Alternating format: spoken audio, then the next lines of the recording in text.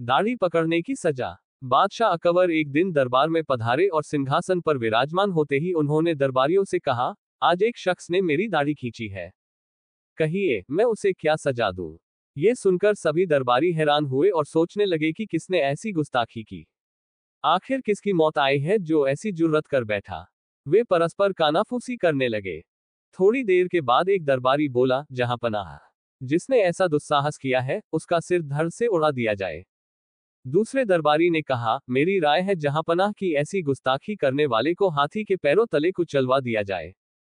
किसी ने कहा उस पर कोड़े बरसाए जाए, किसी ने कहा कि उसे जिंदा दीवार में चिनवा दिया जाए। जितने दरबारी उतनी तरह की बातें, तरह तरह की सजाएं सुझाई गईं। उनकी बातें सुनकर बादशाह उब गए। अंत में उन्होंने बीरबल से कहा, बीरबल तुम क्या कहते हो? हमारी दाढ़ी खींचने वाले को हमें क्या सजा देनी चाहिए? बीरबल मंद मंद मुस्कुराए और बोले, जहांपनाह, आप उसे प्यार से मिठाई खिलाए।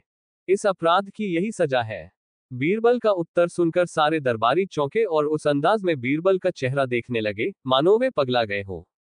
जबकि बीरबल के उत्तर से खुश होकर बादशाह ने कहा, वाह वाह बीरबल, तुम्हारी बात बिल्कुल सही है, लेकिन ये तो बताओ कि मेरी दाढ़ी किसने खींची होगी? बीरबल ने कहा, जहांपनाह, छोटे शाहजादे के अलावा ऐसी हिम्मत कौन कर सकता है? उसने तो प्यार से ही ऐसा किया होगा, इसलिए उसे सजा में मिठाई खिलानी चाहिए। बीरबल की बात सही थी। आज सुबह शाहजादा बादशाह की गोद में बैठा था। खेलते खेलते उसने बादशाह की दाढ़ी खींची थी। चतुर बीरबल के जवाब से बादशाह खुश हुए। अन्य सभी दरबारियों, जो इतना भी नहीं सोच पाए कि बाहर का कोई शख्स भला बादशाह की दाढ़ी कैसे खींच सकता है, के सिर शर्म से झुक गए।